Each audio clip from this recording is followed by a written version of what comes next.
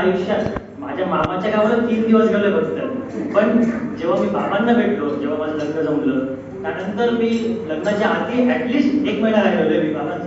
ते पण बाबांमुळे, त्यांचं जे वातावरण आहे की जे एकत्र फॅमिली आहे, म्हणजे मला एकदम असं मस्त वाटते कारण की हा हे घर आहे, असं घर असावं आणि बाबांची माया, माईची माया, आणि त्यामुळे असं उत्साह येत होता यायला.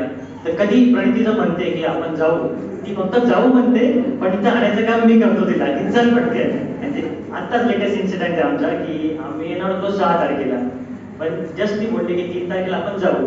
दुसऱ्या दिवशी ती उठली नाही, पण मी तिला उठवलं, गाडी काढली आणि मी लगेच 8 तासात पोहोचलो आम्ही यवतमाळला. म्हणजे ते एक अट्रॅक्शन असं प्रत्येकासोबत नाही होत, कारण की जिथं प्रेम असतं, जिथं आपल्या मनाला वाटतं की नाही ही व्यक्ती आपल्याला वाटताय का नुसतं आपण म्हणू शकतो.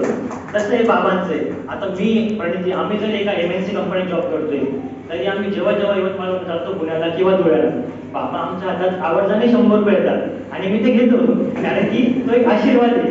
कारण की ते एक बाबांचं जे हक्क असतो, ते हक्क मी त्यांच्यावर घालवतो की हा बाबा द्या मला पैसे, मी देईल. 100 रुपये काही मोठी गोष्ट नाही, पण आशीर्वाद जो असतो, जी माया असते, ती मोठी गोष्ट आहे.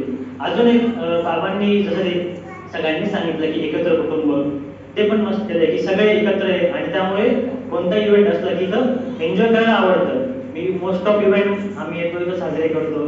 म्हणजे आणि बाबांना पण कौतुक आहे, आमचं काही घर असो किंवा आम्ही काही गाडी घेतोय, माझ्या वडिलांचं कौतुक किंवा दादा आहे, दादा दावाही नाही, पण माझ्यापेक्षा जास्त प्रेम दादावर करता बाबा, कारण की ते एक अट्रॅक्शन आहे बाबांना.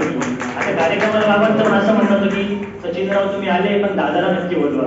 म्हणजे ते बाबांचं प्रेम इतकं चांगलं आहे की ते मनापासून, जे एखाद्याला प्रेम करतात मनापासून करतात, त्यांचं असं फेक नसतं. त्यामुळे जे लोक ओरिजिनल असतात, त्या ओरिजिनल लोकांशी आपण नक्कीच कनेक्ट करतो. आणि एवढ्या पुढे माझे 2 शब्द संपवतो, पण मी तुम्हाला सगळ्यांना सांगतो, नाबाद 85 इयर्स आनंद उत्सव आहे, तर आपल्याला 100 वर्षाचा आनंदोत्सव करायचा आहे, तर सगळ्यांनी लक्षात ठेवा.